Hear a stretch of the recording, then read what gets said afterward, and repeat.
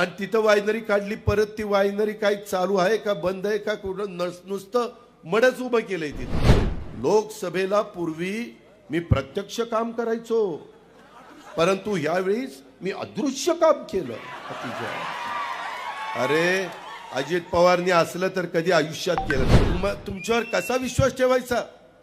तुम्ही एकीकडे आम्हाला घरी खानदानाला नेलं, जेवायला घातलं, वाळलं आणि अदृश्य प्रचार केला.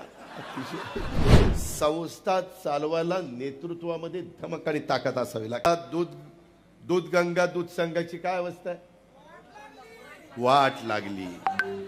त्याच्यानंतर अमृत आलं. आता सॉरी अमूल आता अमूलनी तरी काहीतरी होईल. ते अमूल पण बंद पडलं, दूध गंगा पण बंद पडला. अरे काय संस्था चालवत आहेत? भाऊंनी लावलेलं कर्मयोगीचं रोपटं आज किती कोटी रुपये कर्ज आहे? 500 कोटीच्या वर कर्ज. अहो भाऊंनी बिनकर्जाचा कारखाना तुमच्या ताब्यात दिला, तुम्ही कर्जबाजारी करायला लागलाय. तुम्ही काय म्हणजे लाखाचे 12,000च करायला निघाला ही. मग त्याला निवडून देणार आहे का? त्याचा विचार करणार आहे का नाही? माझी बारामती बँक जाऊन बघा कशी चालली, आणि इंदापूर सहकारी बँक 30 सालांवर आहे.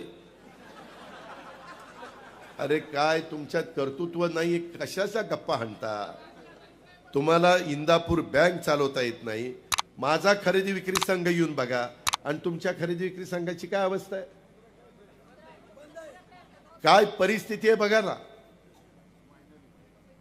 ती आमच्या कळसला वायनरी काढली, ते बिचारे गशी पाटील कधी दारूला शिवले नाही, तिथं वायनरी काढली.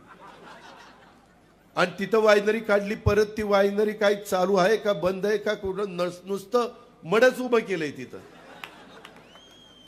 अरे काय वायनरी, आमच्या इथली पण वायनरी बंद व्हायला लागली होती, पण आम्ही चालू ठेवली की नाही जाऊन बघा. Baramati agro, Baramati grape industry. शेवटी संस्था चालवता आल्या पाहिजेत. आज नीरा भीमा कारखाना काय भाव देतो? आज कर्मयोगी काय भाव देतो? आज माझ्या नेतृत्वाखाली चाललेला योगेश इथं बसलाय, माळेगाव कारखान्याचा संचालक, 3,636 रुपये भाव. ऐकूनचा नाद करायचा नाद. अरे इंदापूर करा नो, तुम्ही 700 रुपये टनाला कमी घेताय, कष्ट तेवढेच. एनसीडीसी कडनं मधी राज्य सरकारच्या मागे लागून 300 कोटी रुपये आणले. हर्षवर्धन पाटलांनी 300 कोटी रुपये आणले. काय केले?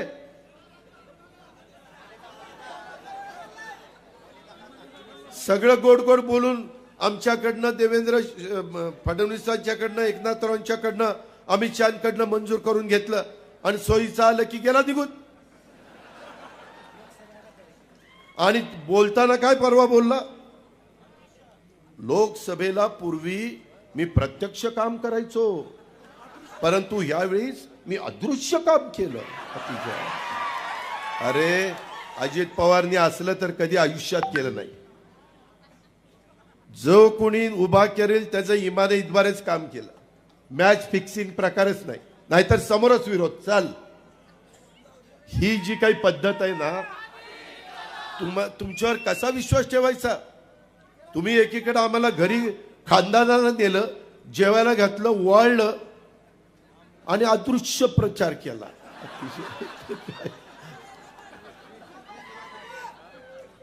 याला आता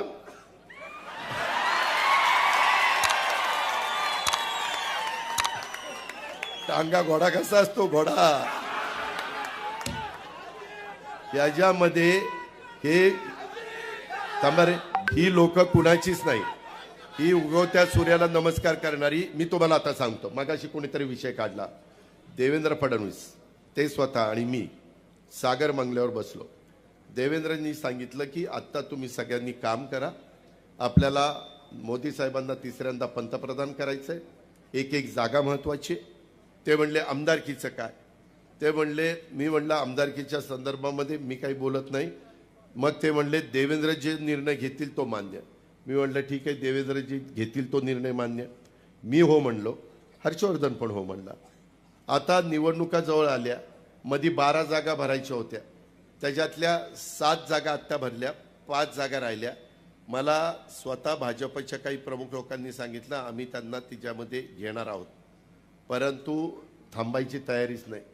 सारखं कुणीतरी नाही आपल्याला थांबून कसं चालेल, काय चालेल, ते त्यांच्या पक्षाने काय करावं त्यांचा झालं, भाजप सोडून दिला आणि आता त्या राष्ट्रवादीमध्ये पक्ष पवार साहेबांच्या पक्षामध्ये गेले. सारखं दलबदलू कोण तुमच्यावर विश्वास ठेवणार आहे? एकदा तुम्ही गशी पाटलांच्या वेळेस उमेदवारी नाही मिळाली म्हणून अपक्ष उभा राहिला, त्यावेळेस सांगितलं की आम्ही सूतगिरणी काढणार आहोत. बावड्यामध्ये गेलं की यादी करा, लाखेवाडीला यादी करा, किती घ्यायची, जंक्शनला यादी करा, वालचंदनगरला यादी करा, बर्नेवाडी, अंतुर्न, माझं सणसर, सगळीकडे याद्या. आणि मुलांना नोकऱ्या नव्हत्या, लोकांनाही वाटलं आता सूतगिरणी. 95ला इंदापूरकरांना नीट आठवा, झाली सूतगिरणी. किती वर्ष झाली? 15 ही जवळपास 25 40 वर्ष झाली, नाही 30 वर्ष झाली, ती 29 वर्ष झाली. 29 वर्ष झाली. तुम्ही किती फसवाफसवी कराल रे? आज ह्या पद्धतीनं तुम्ही करोडो रुपये माझ्या इंदापूर तालुक्यातल्या जनतेला कमी देता. छत्रपतीनं पण भाव 3000 दिला, पण ऍट ए टाइम एका वेळेस दिला, 2-3 टप्प्यामध्ये दिला नाही. कशाचे? सूतगिरणीचे. हा, तेव्हा आता सूतगिरणीचे पैसे दिले नाही, व्याजासकट वसूल करायला पाहिजे. हे जे प्रकार आहेत ना, विश्वासार्हता तुमची काय? आज तुम्ही 4-4 वेळेला निवडून जाता, तुम्ही त्या ठिकाणी नीरा भीमा कारखाना अडचणीत आणलाय. मी मगाशी सांगितलं त्या सगळ्या संस्था अडचणीत आणल्या. सूतगिरणी तर उभी केलीच नाही. शिक्षण संस्थेची पण चौकशी लागली. मला आता माझे एक सहकारी सांगत होते, दादा इंदापूर अर्बन कोऑपरेटिव्ह बँकेला 10 लाख रुपये आरबीआयने दंड केला गेल्या वर्षी, वाटतं दंड केला. का केला? काहीतरी चुकीचं होतं म्हणून केला. शिक्षण संस्थेची आता चौकशी लागली. अरे असं करून नाही राजकारण होत. लोकांची कामं करावी लागतात, विकास करावा लागतो. ह्या 10 वर्षातला दत्ता मामा भरणेंच्या नेतृत्वाखाली झालेला इंदापूरचा विकास आणि हर्षवर्धन पाटलांनी त्याच्या आधी 20 वर्षाचं केलेलं काम, तुम्ही तर सत्तेमध्ये होता, सातत्याने तुम्ही मनोहर जोशी आणि त्या नारायण राणे मुंडे साहेबांच्या सरकारमध्ये होता. पुन्हा 99ला पण तुम्ही सरकारमध्ये आला, 2004ला आला, 2009ला आला. सतत सत्तेमध्ये असताना पण तुम्हाला पूर्ण जिल्हा मी बघत होतो, फक्त तुम्हाला इंदापूर तालुका बघायचा होता. त्याच्यामुळे कितीतरी विकास इथं व्हायला पाहिजे होता. मी माझा बारामती तालुका बघून जिल्हा बघत होतो की नव्हतो? मी माझ्या इंदापूर तालुक्यातल्या कार्यकर्त्यांना या ना त्या प्रकारे कुठं ना कुठं जिल्हा परिषदेचं अध्यक्षपद, सभा